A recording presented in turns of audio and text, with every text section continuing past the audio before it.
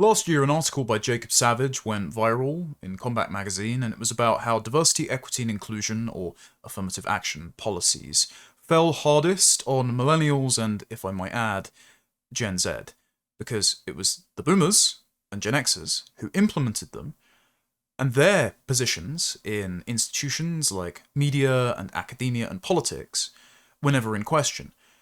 But when it was implemented, it cut off an entire generation from entering those institutions and following in their elders' footsteps, and talent being cultivated, young men being mentored, having a place in society, in politics, in culture.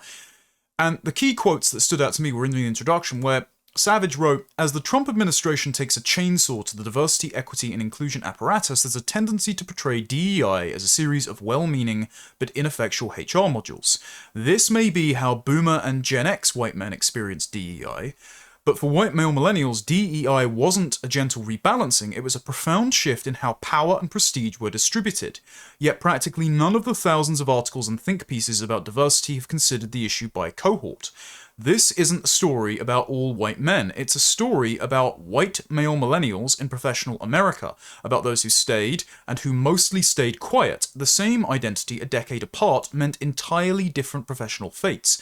If you were 40 in 2014, born in 1974, beginning your career in the late 90s, you were already established. If you were 30 in 2014, you hit the wall, because the mandates to diversify didn't fall on older white men, who in many cases still wield enormous power, they landed on us. And the exact same thing is happening on the British right for Zoomers. Because for some reason, and I think this might be a source of intergenerational tension, and therefore a need for a bit of bilateral charity and dialogue, but for some reason, there has been a near total failure for the institutional right, the established right, print and politics, in Britain, to cultivate the wealth of young talent that is just lying on the table. I know lots of the young right-wingers in Britain. I, regardless of my station, I've been banned from every major political party, every major publication, sometimes the physical premises of these outlets, for what I think is saying too much too soon. Now, that might well be a personality defect of mine, something which some of my elders that are still in these institutions and have given me a fair hearing have said is probably the case. I'll take their advice on board. But not talking about myself, just being in these circles, I know these people, right? Lots of them are keeping their heads down and staying quiet because they feel like they're pirouetting on the head of a pin to not be denounced and fired by their own bosses. I know a number of people who, for example, have been working behind the scenes in political parties or policy institutions over the last year, and whose social media accounts have been attacked by Hope Not Hate, a state-funded communist organisation, and who are still getting fired by their elders, rather than taken to one side and told, hey, you might want to act more prudently, this is the pressure we're under, this is the messaging system strategy that we're going for, please don't jeopardize that, this is just a word of caution, but we still have your back. Instead, they are cut loose, and they are expected to go and find a job elsewhere.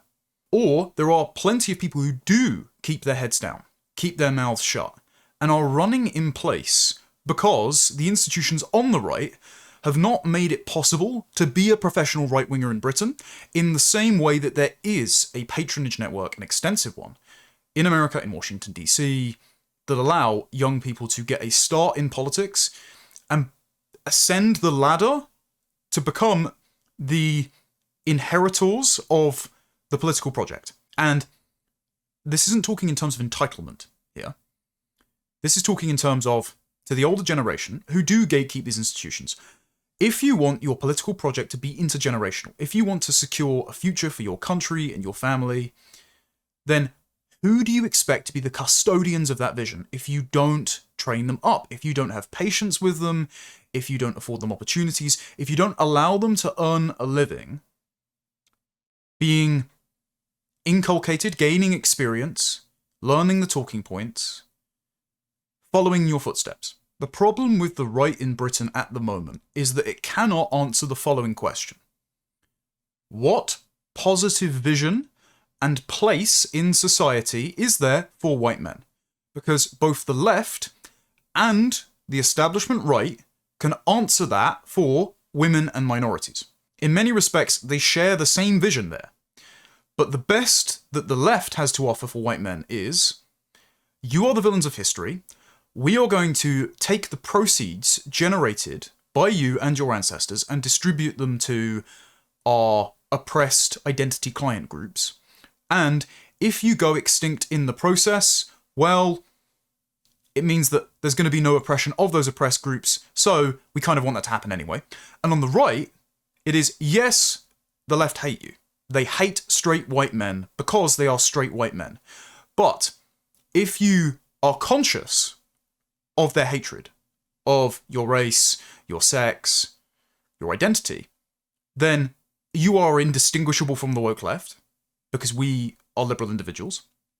And if you want to do something about it other than just pulling yourself up by your bootstraps, focusing on generating your own income despite being legally and culturally discriminated against in institutions of both the left and right, if you complain about having an uphill struggle that doesn't need to be this severe, then we will say you are indulging in the politics of victimhood as if you are on the woke left.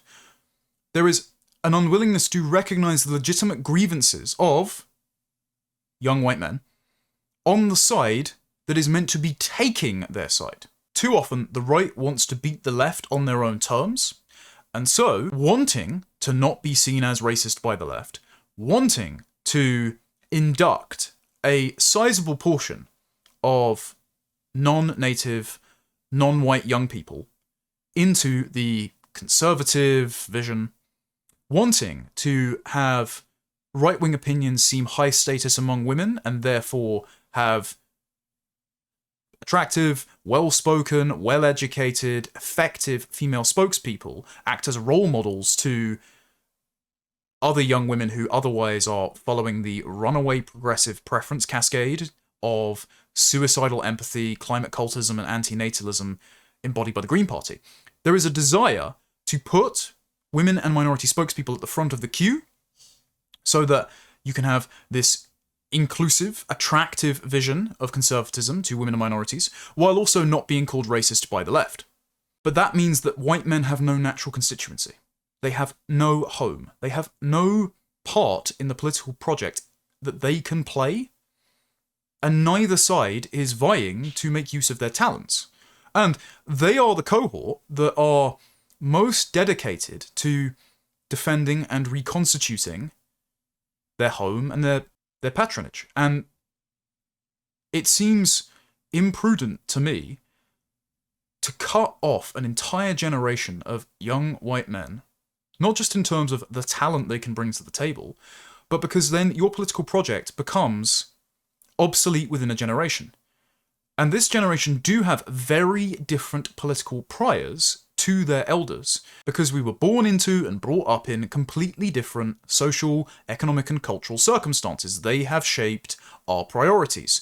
And rather than a dialogue between generations, there has been a recoiling from when those young people voiced their grievances. And it's because not only of the content of those grievances, but the way in which they are voiced, usually unfiltered on social media, in a way that the older generation who are used to the old news cycle of politics, of print and the BBC and radio interviews in a carefully curated environment, don't understand and don't trust. But they offend their older sensibilities, and so rather than have a conversation with them, they instead cut them loose, cancel them, cast them out into the darkness, because either they find them to be morally repugnant because they don't try to understand them, or because they might privately agree with some of the things they say, but out of risk aversion to protect their carefully curated political and media project, to carry the Ming vase over the line of the next election, they think,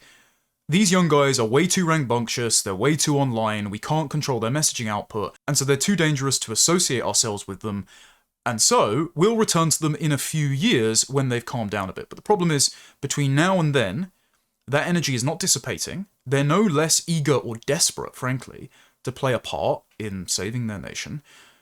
And what you get is they either double down on their ideas and so see you as insufficiently taking their side, and so actually see the establishment right as the enemy, and so spend all their time attacking the establishment right for not allowing them in on the project, or they get burned out and quit.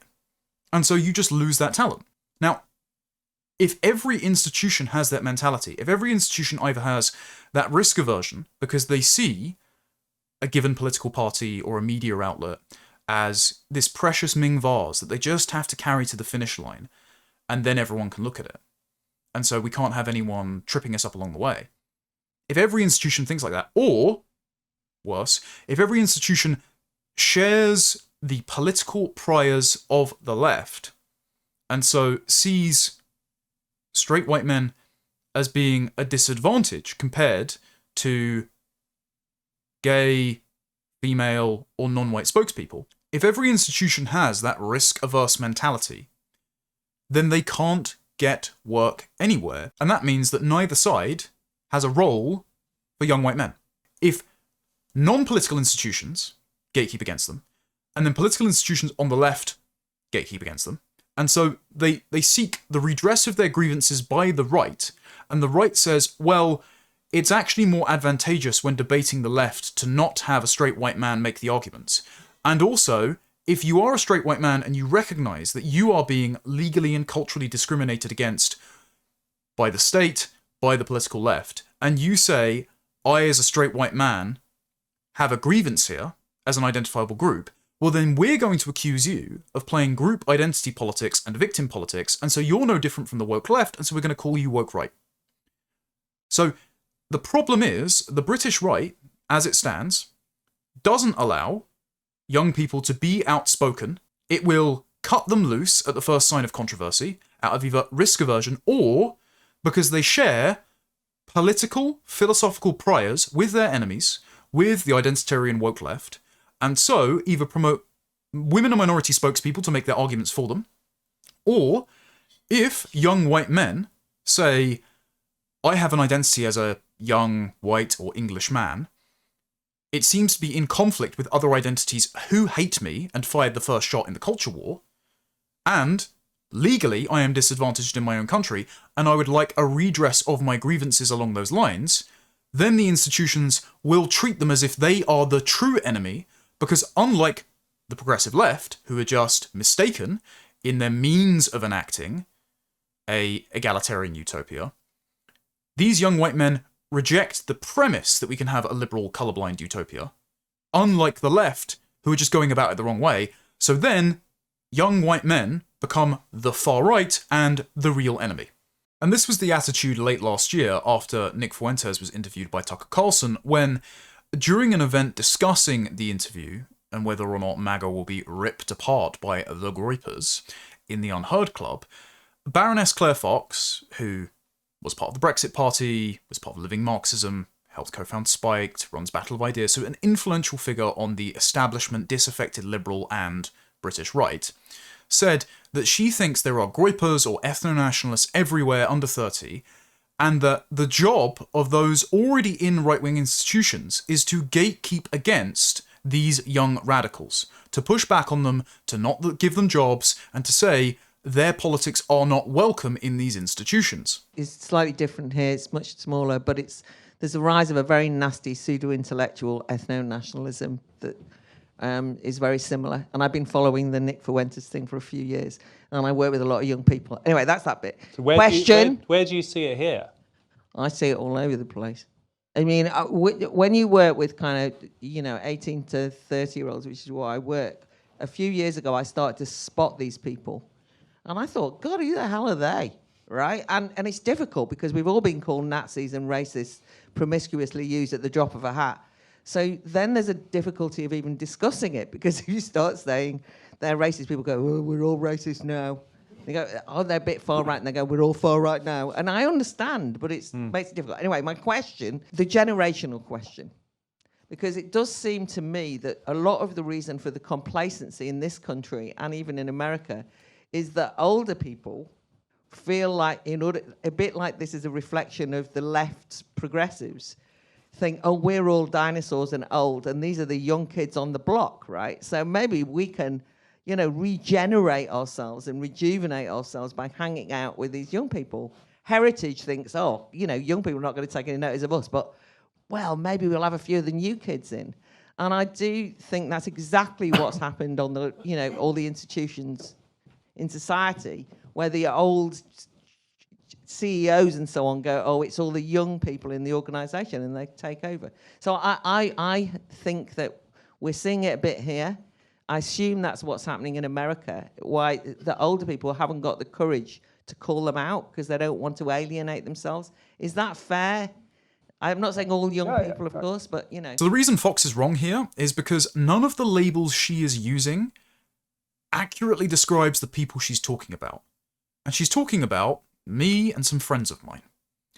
I don't think any of us would use the term groyper. I don't think any of us would use the term ethno-nationalist.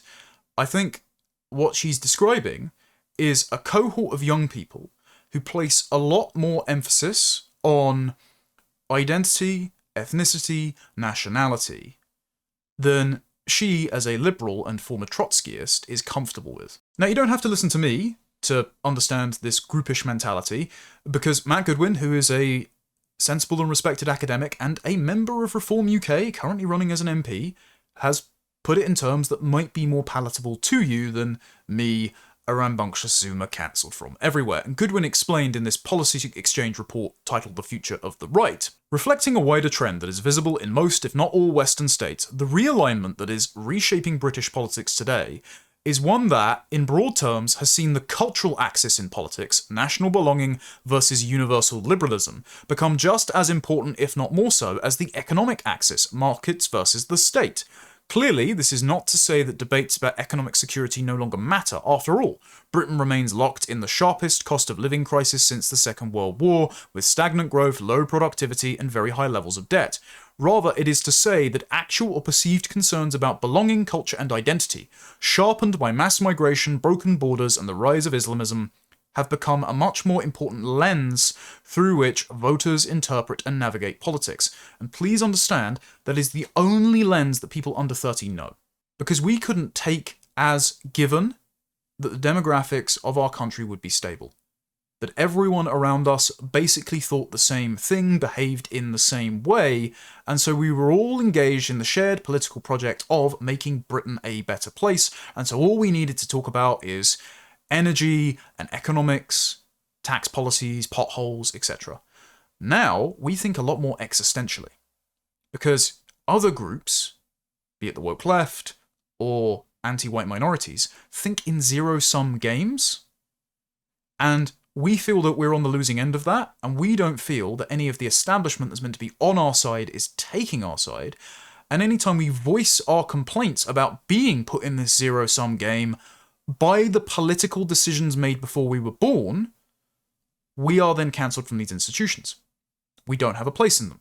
And all you have to do is look at these institutions and see there is not an embarrassment of riches when it comes to young talent that are in these institutions. There are a few exceptions, and again, I know them, and others have been barred from all of these institutions, but would otherwise be absolute assets to this political project. For example, Reform UK wants to win the young male vote. Nigel Farage has spoken about how his TikTok is doing astounding numbers. But he's not winning over young men in the same way that young women are being persuaded to join the Green Party, even though it is provably against their own personal interests. They're put at risk by immigrant sex offenders. They are told they don't need families because the world is ending. All of these things are psychologically and civilizationally harmful, and yet young women are persuaded by them. So why aren't young men being persuaded in similar numbers by Reform? Where are their young spokespeople? Where are their young people that are speaking to them in the same terms as young influencers spoke to members of the MAGA coalition? In the same way that Charlie Kirk was able to organize young people on university campuses and through social media to go and vote for Donald Trump. And there were some young people in the last year that said, I'm supporting reform, I vote reform, and most, if not all of them, have been cut loose because of a risk aversion to how they express themselves on social media, and because of this distinction in the way that they see politics. Because older people are much more focused on economics and are much more individualistic and liberal. And younger people have grown up in an environment where the culture and demographic makeup of the country was fractured before they were born. And the natural tribalism of other groups, be it Muslim sectarian voters or just the organic, and yes, regrettable, but observable, racial segregation in their classrooms or their lunchrooms at school. This has made it so that they think more groupishly than their elders. This is something that my friend Carl Benjamin discussed with Peter McCormack in the aftermath of the Nick Fuentes-Piers Morgan debate. And he asked the question again, what is the positive place for young white men? And if the right cannot provide one, then it will find itself in a constant struggle with those young white men who want to be a part of a political project that helps save their nation for themselves and their children, who are going to be alive quite a lot longer than the older people gatekeeping them out of institutions, as Claire Fox recommends there, and have to deal with the consequences of the problems that you aren't willing to confront because they offend your liberal sensibilities, namely demographics, cultural change, mass migration, and the fact that groups that have been brought into our society don't seem to like white people very much. The racial resentment goes one way, but recognizing that racial resentment and the fact that it's codified into law, it was about to be codified into sentencing guidance last year. If you recognize that there is an anti-white, anti-male animus emanating from our institutions, from our law, from our culture, from the people that have been brought into our country through immigration policy, just noticing that identity conflict gets you called woke right, gets you called a groiper, gets you called an ethno-nationalist. And what that means is I can put all of these young men into a box that I can morally condemn and therefore not have to listen to and don't have to address their concerns. And I'm sorry, that not only takes lots of talent off the table for the British right that they need, but it's also just not right. It's not right that you shouldn't provide a positive vision to young men who want one, who just want to do the right thing, who want to help their country, who want to have a family, who want to own a home, who want to raise their children in a land that belongs to them. The left is promising to deprive them of their country, with the avatar of this resentful revolutionary being Bob Villain at Glastonbury last year. Whereas the right doesn't want to speak in those terms because it doesn't want to offend the left and get called names by them. So, young white men who are very talented and very eager to help have no role and no representation. And this was Dave Green's observation. Having read the Jacob Savage article, I recommend people go and read the Substack. But the part of Dave's analysis that stood out to me is how young men are shut out of these institutions just in the way they communicate and what they want to talk about. And so this is why I think they found themselves on the cleaving end of the scythe within the right. He says, for instance, for many white men, the natural response to being invited to the conversation about identity or oppression or equality, any of these politically charged left-coded topics, is to attempt an actual conversation. Why not let your objections be known, show the opposition up with facts and logic? Naturally, if you liked debate, shouldn't it be easy to be an outspoken dissenter against the prevailing diversity, orthodoxy? In theory, this might work, but the manager running the conversation at your college or workplace, or media or political institution, was in possession of a trump card that could render all objections moot, a card that simply read, "Stop whining." In masculine discourse spaces, whining is an objective description of a way of voicing grievances that is non-conducive to procuring solutions.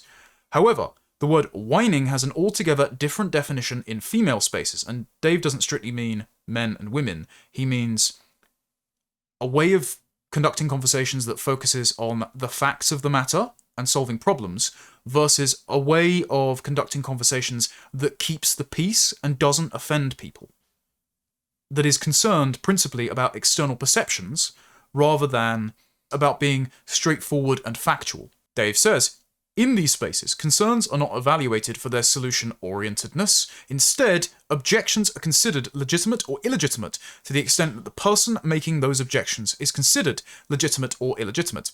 It's a status game, and it's status based on the compliance to the moral priors of the person assessing whether or not you are legitimate or illegitimate.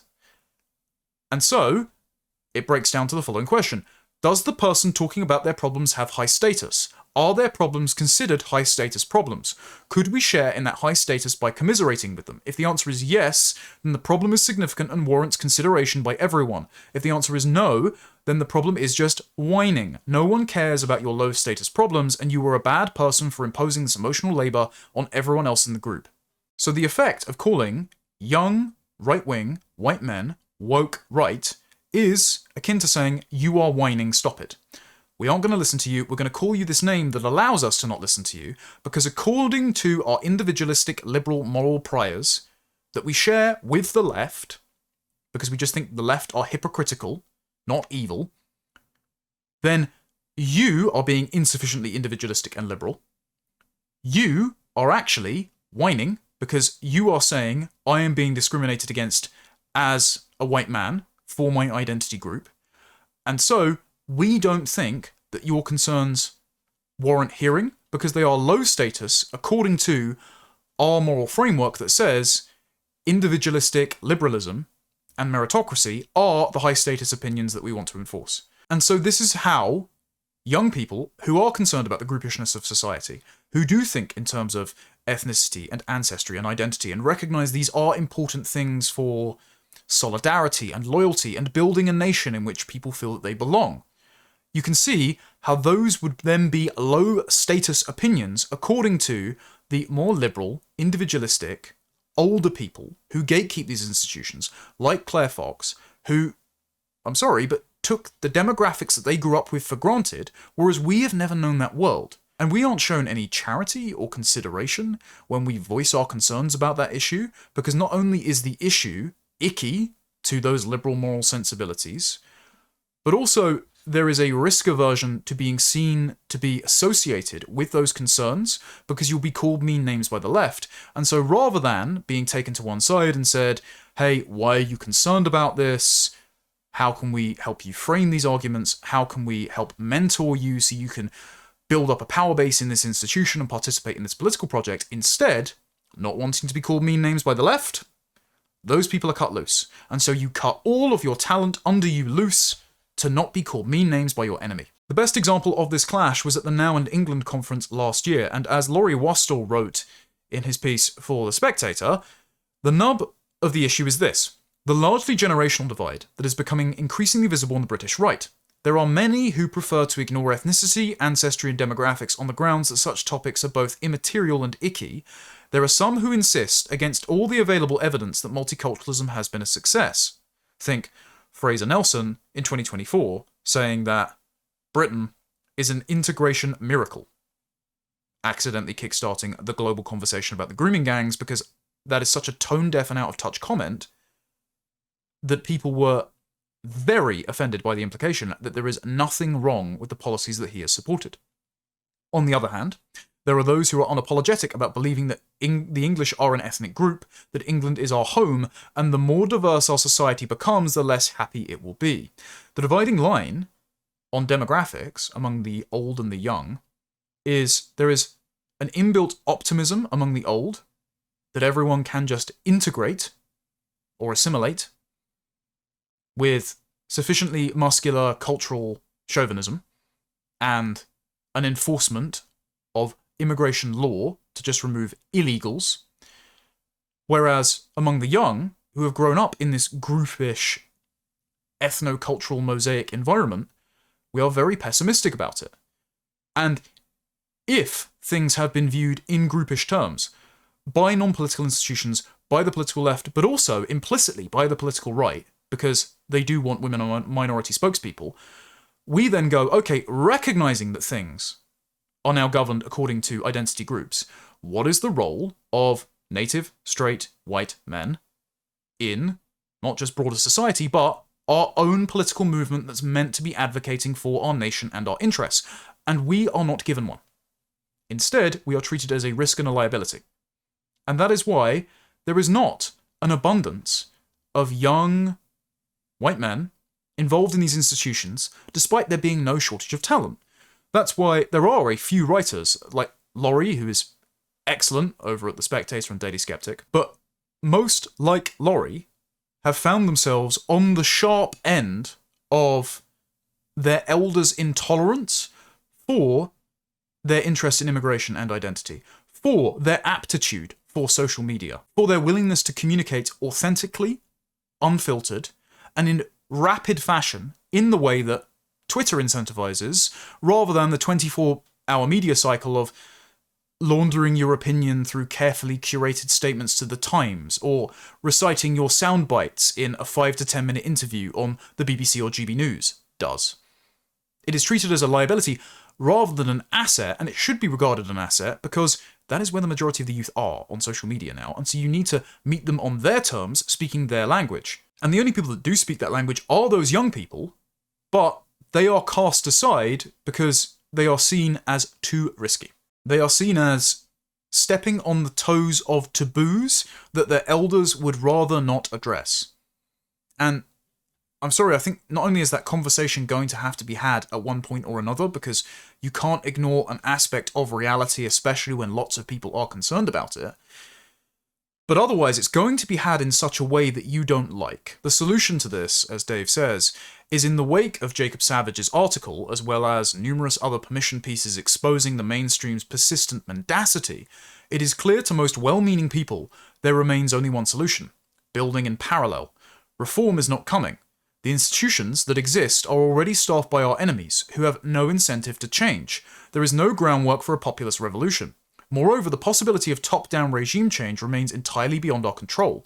The only way out is through. Accordingly, the only solution is to build what we need apart from the surrounding corruption, creating new things where necessary, and to accomplish this, young and older men need to work together. Is it time to tribe up, as many young guys say online? Well, as Dave points out here, yes, there is a necessity to build in parallel if you aren't allowed in the institutions. There's a couple of problems with this. In Britain, the political pond is much shallower. There's a lot less money to go around, and so a lot of the investment is concentrated in core institutions, in recognisable media publications like The Spectator or Unheard, like The Telegraph or GB News, like the Alliance for Responsible Citizenship, Reform, perhaps the Conservative Party, though they seem determined on being rendered electorally obsolete. And so, if the funds and the attention are concentrated in these institutions and there aren't many spare pennies to go around, then it's very difficult to actually build an institution on your own. Lots of young people are looking at that establishment right and thinking, this is my only route into politics to affect change in the country that I care about. And that establishment is so risk-averse, despite having some good people inside it, that it sees young people as a liability. For example, at the ARC conference, I happened to notice that the narrative is about building a better story for the next generation. Okay, where is that next generation? They're not on stage, you're not in dialogue with them. They might be invited along, but some of them had to pay exorbitant amounts of money to wander around a convention centre, and they weren't included in the conversation. And, just to put it out there, religion, specifically Christianity, is becoming a lot more important among young right-wingers. And this is encouraged on stage at ARC by especially Dr. Jordan Peterson, but also its founder and funder, Paul Marshall, who is an evangelical Christian. But there seems to be this paradox, because then if young people do take up their cross and become Christians, then they're also meant to compartmentalise that away from their politics, because they're told, well, in the words of Alistair Campbell under Blair, we don't really do God in this country. You can't have Christianity, your deeply held metaphysical, moral convictions about good and evil, the nature of the universe, what is right and wrong. You can't have that inform your politics on issues like abortion or surrogacy, on euthanasia or pornography. You can't do any of those things because that is insufficiently socially liberal for our broad coalition.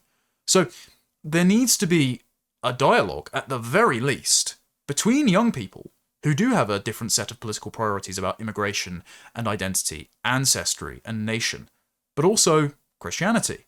there does need to be this dialogue between young and old people, and older people need to show them some charity. They need to be forgiving. They need to understand that we do discourse in a different way to the way that they did, because we are digital natives, we grew up on social media, and that can actually be an asset to your political project if you bring it in-house and defer some expertise to these young people, but also in kind, and this is something that Dave Green observes in his essay, and so this is an olive branch from me to some of the older people, perhaps on behalf of my cohort, perhaps I'm too beyond the pale and I'm going to be banned from everything forever. Fine, that might be my role, I understand. But Dave points out, paradoxically, a necessary step to thriving up, working collectively, involves cultivating many of the disciplined and moralistic habits most young people consider boomer. And that's true. I mean, lots of young people don't do volunteering, whereas lots of older people are the ones keeping the Rotary clubs, or the church choirs, or the civic associations going.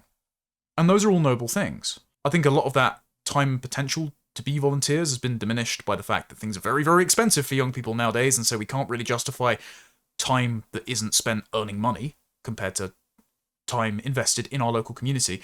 And the ethnic and cultural heterogeneity of our local community makes it harder to get to know our neighbours.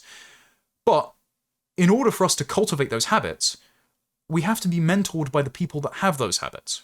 And so there needs to be a relationship with reciprocity between the older establishment and the up-and-coming young right-wingers. I hope you want to understand why we think what we think, why we are so energized and desperate to be involved in fixing the country, why we say the things that we say, why we're concerned about the things we're concerned about.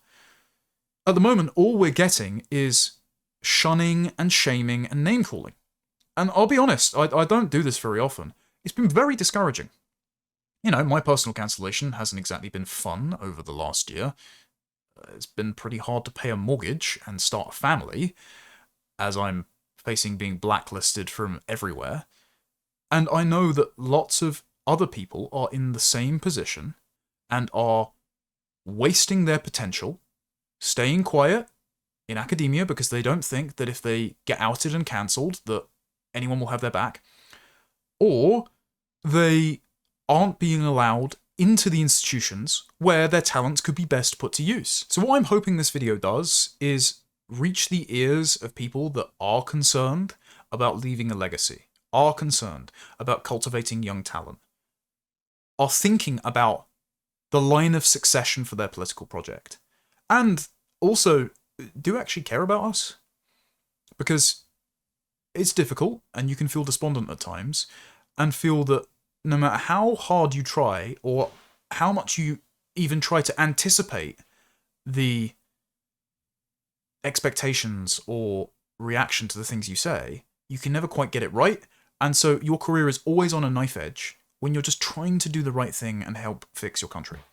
And so what I hope this video does is reiterate that the right has a real young white male talent problem, and that you do need to lower the drawbridge somewhat, enter into dialogue with us, foster some young talent, and rather than just cast people out for the first transgression, take them aside, have a conversation with them, try and understand why they think what they think and what they are doing, and don't just sack them on the spot and expect them to disappear because your enemies disapprove of what they say and do. Otherwise, if you don't have young people as part of your institutions, who are you saving the country for?